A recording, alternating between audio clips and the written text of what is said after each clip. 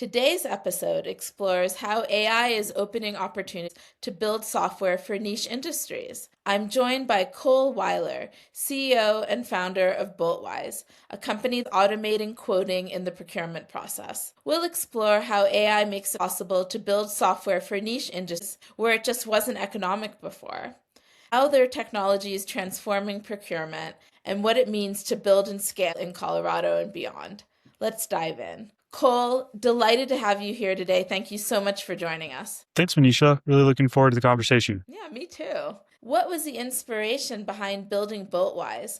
What was the problem that you solved? Yeah, so I answer this question all the time. Building really weird technology for nuts and bolts. A lot of the time people ask, how'd you end up doing this? So for me, prior to starting BoltWise, I was working at McKinsey where I was a consultant specializing in procurement for industrial companies. And I've bought pretty much anything and everything for a lot of companies you know pretty well. And through that, none of it's easy. Procurement is really hard at expertise in the first place, but notice there's like some categories that are a lot harder than others. And one of those is what I'm solving for now. So we work specifically with fastener distributors. So nuts, bolts, washers, pretty much anything holding things together. But it's part of this broader category called industrial products, which could be anything from fasteners to pipes and pipe fittings to electrical connectors to, the gloves that employees at manufacturing plants are wearing. And the reason why these are so hard to go out and buy is they're super old category and it's a hugely fragmented category. There's millions and millions of unique parts, but none of them are really sold on a part number. A lot of these parts are being bought and sold on free text descriptions that someone's typing out in an email. And I noticed compared to categories like semiconductors, which I used to buy a lot of, all those are stored on really well ordered part numbers. And I can go out and I can buy 20,000 unique parts in 24 hours. Fasteners was just never the case. And after doing that a couple times with McKinsey, with ChatGPT coming out in fall of 2022, realized there might be a new opportunity to go solve this problem that seemed really hard to get your hands around prior. And how did you validate that customer? Yeah, being like probably every other startup founder, just being really annoying and, consistently calling and finding people who are willing to give me time. I was really shocked at how willing folks were to talk to me. I think a lot of it's because they're entrepreneurs themselves. And so it's something that they were eager to chat about. And it's also a problem that's kind of been a facet of the industry for the last 60 years. The one thing I noticed that was a little unique is a lot of time you read advice on go ask your customers what they want you to solve. And I do believe that's like prevailing the correct advice. But when I started asking customers about, hey, is this something that you guys struggle with? It was more so that this is just a part of being a fastener distributor. You have to quote the components. That's really like what it requires to be able to sell these parts. And so it's kind of a paradigm shift to ask them, what if a computer could help you go out and quote these a little bit more quickly? And then just co-creating with those customers. How did you find out that they were willing to pay? Because they were willing to work with you on the solution, but how did you determine they were also willing to pay for the solution? Yeah, start charging people. And it was definitely the hardest thing for me too, is just coming from a different background. And I'm someone who is always looking to find the probably perfect solution. But I think we found to a place where, hey, this is providing enough value for people and start charging and just continue building on that. But yeah, I think that's probably like the only way to really go about it. Those data sets to start with. Can you talk a little bit more about why it would not have been possible to write software for this industry previously and what's changed? Yeah, it's really interesting topic that's kind of evolved over the last couple of years. And I feel very lucky to have found myself in a place to be able to observe it. If you look at probably more the technological themes that have kind of played out in software over the last 20 years, early 2000s, mid 2000s was this broad concept of like horizontal SaaS, the HubSpots and Salesforce of the world, these large ERPs servicing a lot of different verticals.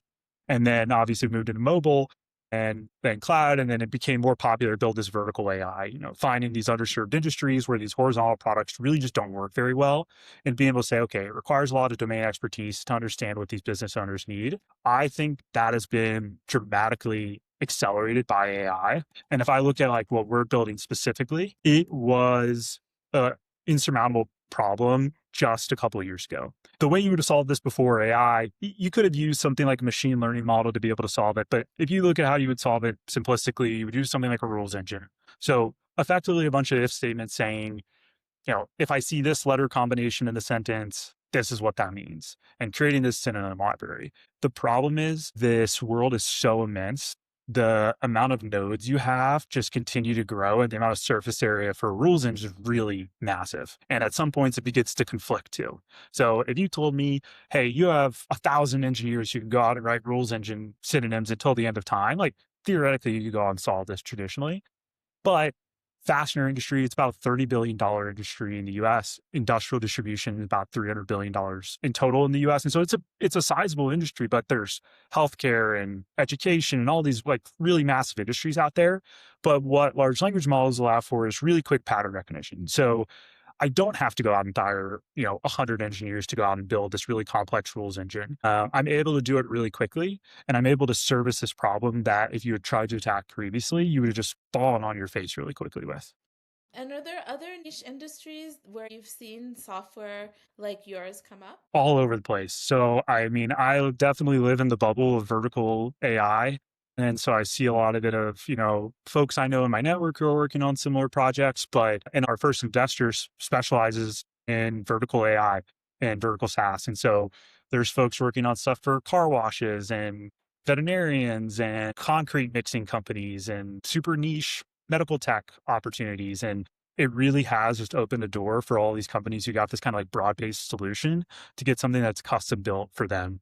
I think the other thing that's really interesting here too is it's allowed some of these individuals, distributor owners. I was at a meetup for fastener distributors last week where we were talking about AI, and there's folks in the audience who are building tools internally for their team to go use. And that would have been really hard if you're one of them was our customer and a smaller shop. You can't go out and hire an engineer to go build software for you for the next year. But now he's the owner of the business and he's able to go out and do it and build a solution for his team really quickly. So I think not only software providers being able to do this, but actual business owners being able to go out and build solutions to these problems that have just kind of been a nagging expectation of the industry have really changed. And that's what I saw, like I said at the beginning, when I reached out and started talking to business owners, it wasn't, we struggle with quoting. They're like, quoting sucks, but that's what it is. This is what it's like to do business in this space. Yeah, they were resigned to it, and it sounds like they're no longer resigned. Yes. And on a lot of different topics. And I'm sure there's so many areas out there. I think it is really cool. You see the resurgence of people who know spaces really well being able to go out and solve their own problems because the barrier to build technology has gone down dramatically.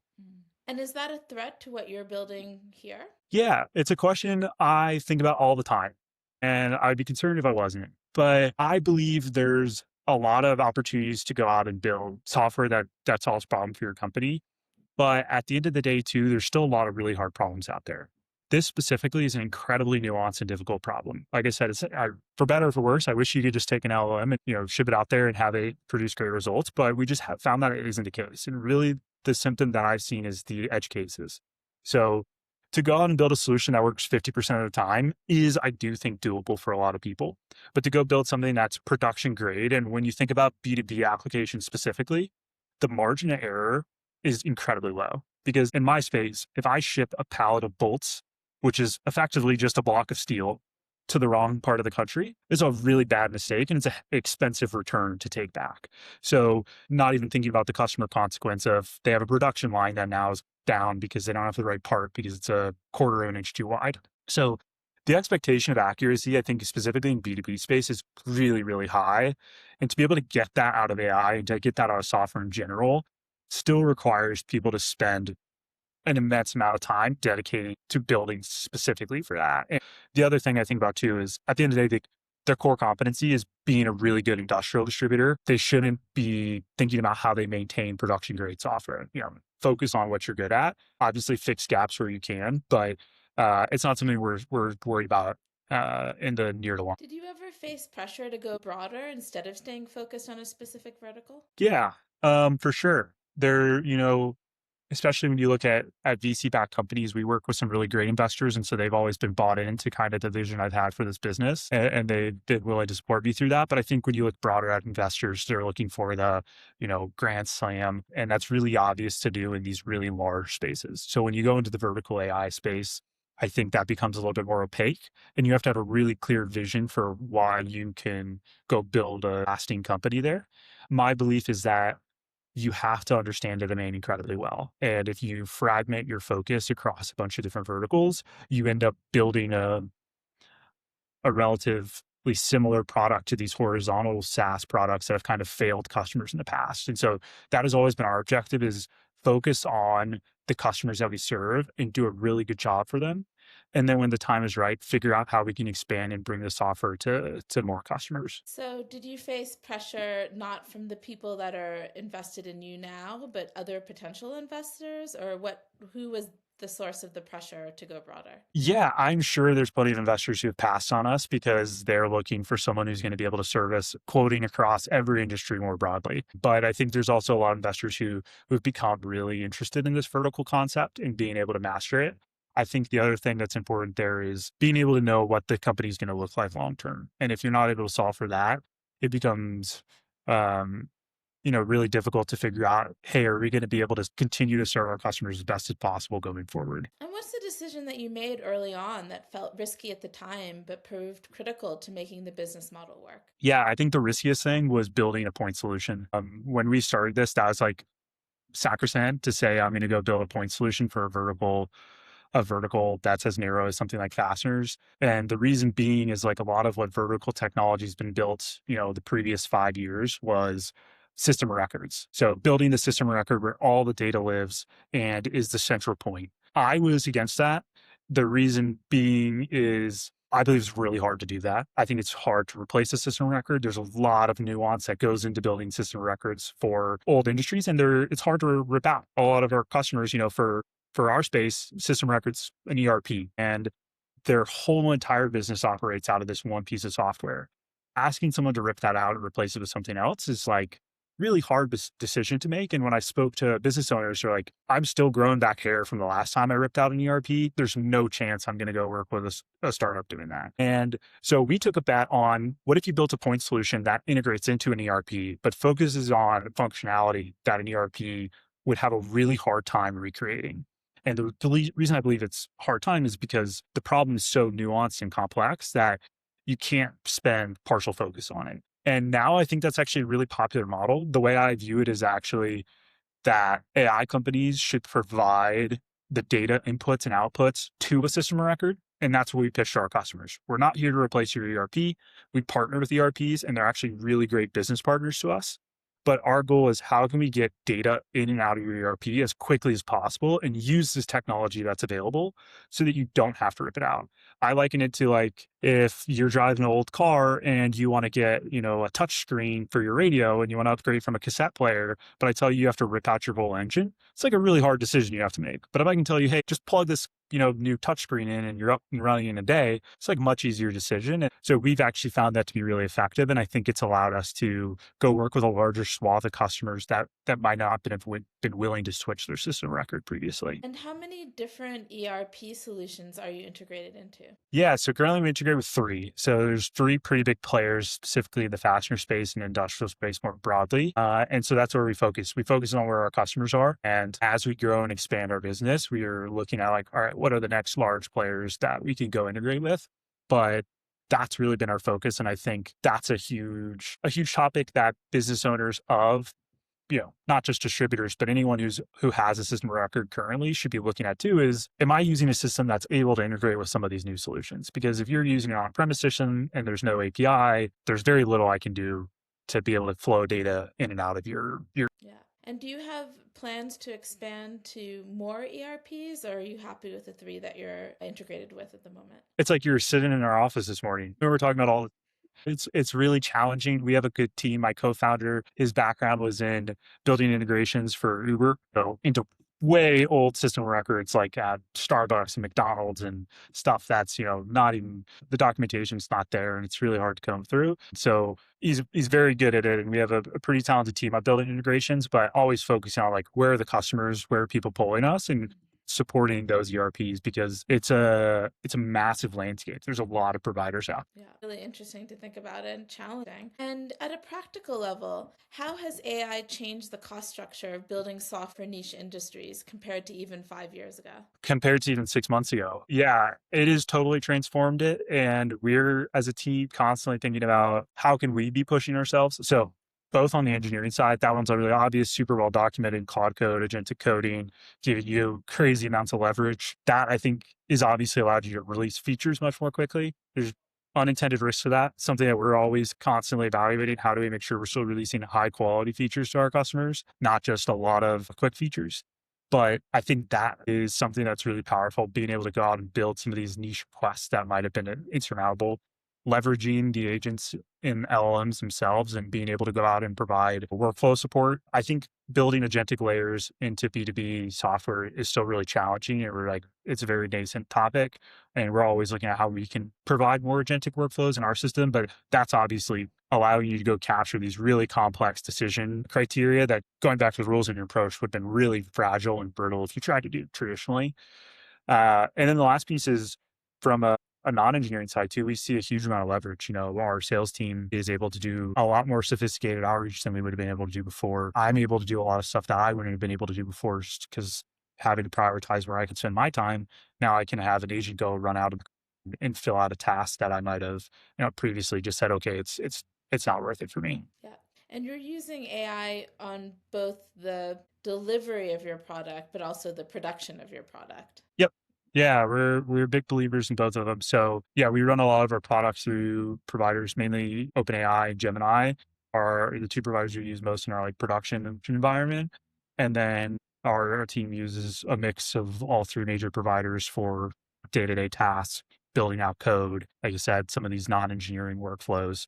But yeah, we use it on both sides pretty heavily. Great. And can you walk us through a real example of how BoltWise uses AI to solve a problem that would have been too expensive to tackle before? Yeah. So one, and this is something too that I think is a really interesting concept, but one is OCR technology is mind blowing. Even since I started this business in 2023, it's leaps and bounds better than what it was. There are companies who have spent their entire existence working on building out really good OCR capabilities. That is a core aspect of what we're able to do. Now, obviously, there's nuance to being able to deploy it correctly for the industry we serve, but we have a 5-person engineering team currently. That would have been a massive lift, and I would have had to really sacrifice feature richness elsewhere to go out and make sure our customers are having a great experience when we're reading in these PDFs. Now we're able to go out and use some of this technology off the shelf and like I said, provide our own data and provide our, fine tune it so that it works well for our application. But even when I started this in 2023, it required a lot more engineering effort than it does today. Now it's it's definitely still, like you said, not trivial, but it's become significantly easier, and I can provide an experience that's on par to these companies that have spent their whole existences building just this one piece. So that's, I think, a really obvious one in our product. And then on the engineering side, I think where we've seen the most is on the coding. I already said that the non-engineering side it's pretty incredible too. And for this call, we were talking about being able to update HubSpot, right after you get off a customer call and having pretty much 100% fidelity to your nodes, right?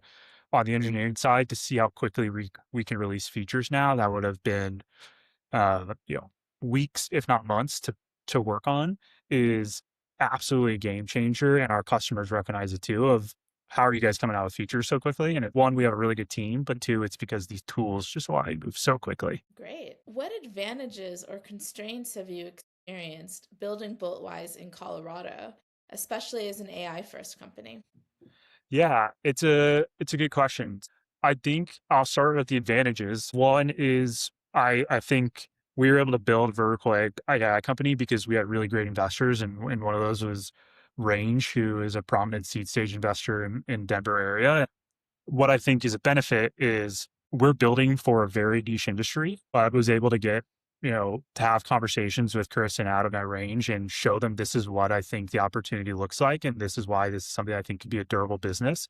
And I don't know if I would have that same opportunity if you're on the coast where there's a plethora of AI SDR companies or AI coding agents that exist. It's kind of harder to make a splash with something really niche like faster distribution, for instance. The other aspect is Colorado. For any founders in Colorado, there's a great program through OEDIT, which is Office of Economic Development for Colorado.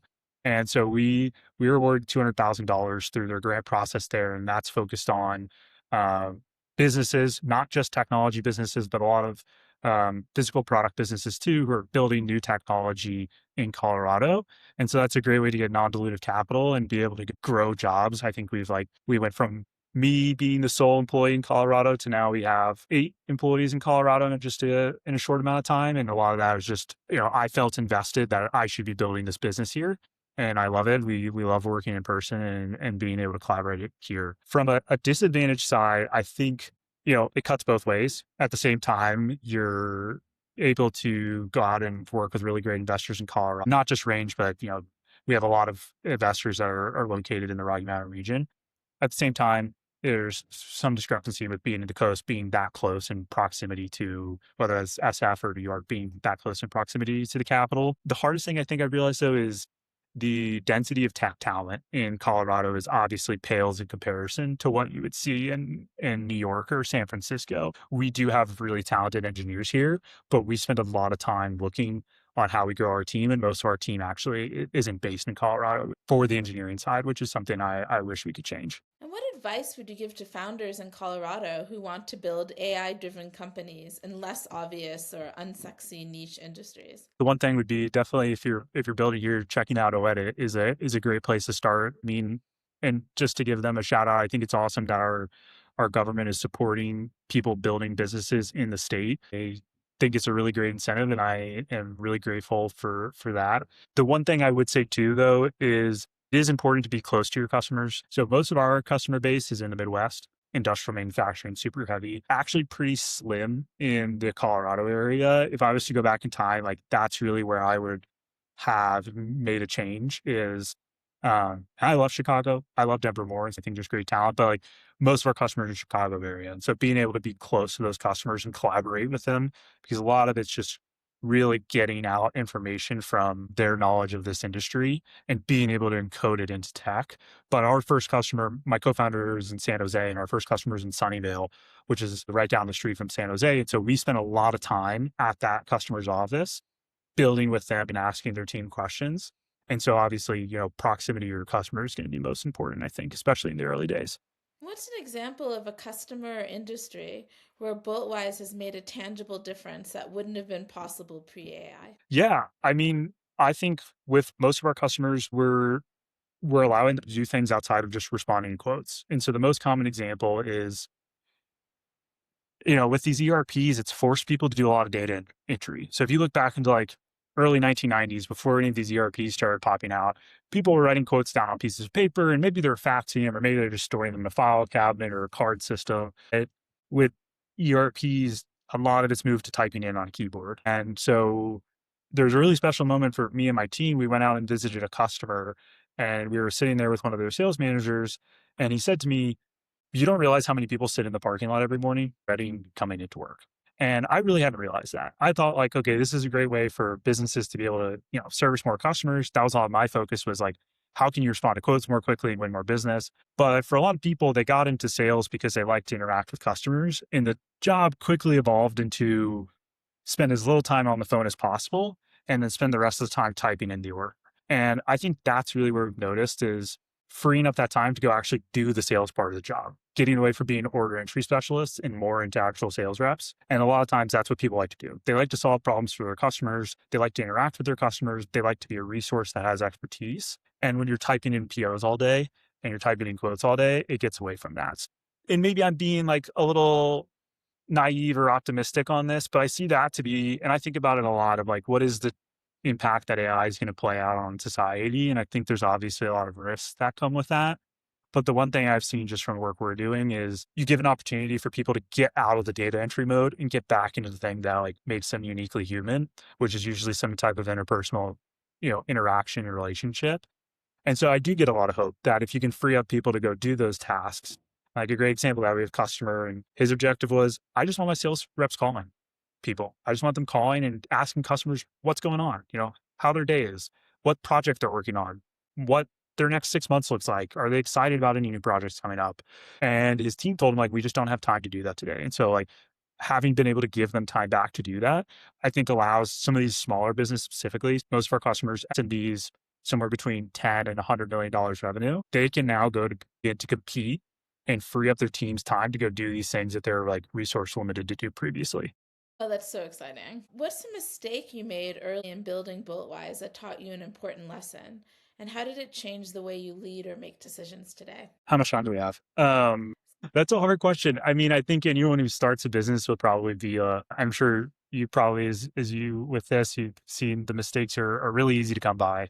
I think the one thing that I regret is not being aggressive enough. I think I alluded to it early on, but I really want to make sure what we're doing for our customers is going to service them well and they're going to see value out of that. And I think I underestimated the value we were returning to our customers for a really long time. What that limited was not only how hard we pushed the product, but how hard we were able to go and scale it to other customers. Had someone give me some advice, and what they said is like, "You're never gonna be satisfied with where your product is." I slowly realized that's gonna be true. But that is something I wish I would have, focused a little bit more hard on was how can we go and scale this in a way that allows the customers who are getting value to get access to it quickly rather than, constantly waiting for, okay, as long as we make this one new feature, now it'll be ready. We've been able to shed that, but it was a really hard lesson to unlearn. But yeah, I mean, plenty of mistakes in between, even making mistakes every day. And I think that's the part I actually really like about this is I love learning. And this has been a really great opportunity to just learn at a really fast pace because you're just making mistakes so quickly and the feedback loop is actually pretty fast. You have a really good idea when customers aren't buying your software or when people aren't returning your calls or when you're not getting things out on time that like something's broken there. And it gives you a good opportunity to go dig deeper and figure out, okay, what were we doing wrong and how do we go fix it? Great. And last question for you. I'm curious what your question is. I see your bookcase and it looks pretty impressive. So I feel like you have a good answer there. But yeah, I actually, most of my favorite books are not, I like a lot of nonfiction, but most of them are not business related. I like just to learn a lot about the world in general. But one that I really liked, I think for that reason, is a book called Principles by Ray Dalio, the founder of Bridgewater. And it is a dense book. He's an intense guy, but I think what is really interesting to me is how he frames these principles on how he runs his business. I think that's really important as a business owner is to know what's important to you in the world and how you want to act and be seen by your team and by your customers. So some of the concepts like having an idea of meritocracy where people's voices are heard because it's the right answer, not because the most senior person on the team said it. I have no problem someone telling me that I'm wrong. I would actually love for people to tell me I'm wrong more often because I really just care about getting the right answer for our customers. And the other piece that I think really stood out for me from that book is he's big on mental models, and I'm really big on mental models too. And that's why I think like reading in general is great, is because it allows you to build really robust mental models. And I think when I look at what it takes to run a startup, it's a lot of really quick decision making. And it's very taxing if you don't have concrete mental models to run on. And so I'm always very curious about, what are the things that I can learn that I can go and employ in different parts of my business without having to put an immense amount of problem solving and starting from scratch each time. So it's a really good book. He has really good writings in general too. I think he's an incredibly intelligent individual and really perceptive. Like you said, it's a little bit dense and it's got to be something that's up your alley, but that one I really took a lot away from. Well, thank you. That's one I haven't read, so I'll put it on my list. What would your answer be? At the moment, I'm reading The Culture Map, which is about the differences in doing business in different parts of the world and how different cultures have different ways of expressing themselves and interacting. That is really cool. I was just talking about that with the customer. A lot of our customers just interact globally. I mean, that's like something that's really changed is being able to sell globally and the way buyers are buying, the way companies operate in different countries, so different than what US business people are interested in or how they operate that I think it's probably pretty well missed. I'm not as experienced with it, but that sounds like a really insightful read. Yeah, it's great. Definitely add it to your list. I will. Yeah, that's the last thing I need is new books, but I will definitely do it. Well, great. Well, this has been a wonderful conversation, Cole. Thank you so much for joining me today. Thank you for giving me the time, Anisha. It's really a pleasure. And I'd like to thank our listener for listening to this episode of Colorado Tech People. If you enjoyed this conversation on how AI is unlocking opportunities in niche industries, consider sharing it with the founder or builder exploring similar ideas. Don't forget to subscribe so you can hear more conversations with innovators shaping the future of technology in Colorado and beyond. Until next time, keep building where others aren't looking. That's where the biggest opportunities lay.